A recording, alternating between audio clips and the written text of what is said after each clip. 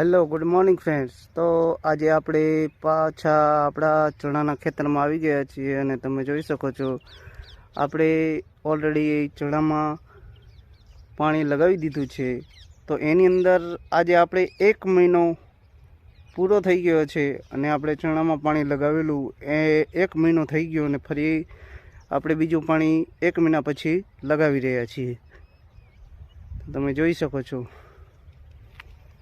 આપણું ચણામાં પાણી ચાલી રહ્યું છે અને ઓલરેડી ચણાના છોડની અંદર ફૂલ તમે જોઈ શકો છો લાગી ગયા છે અને જોઈ શકો છો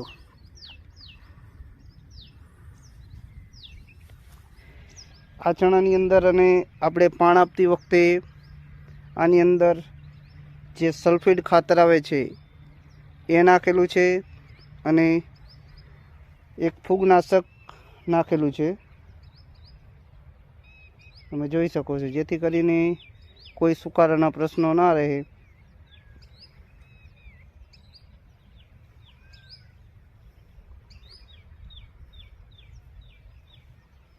જોઈ શકો છો પાણી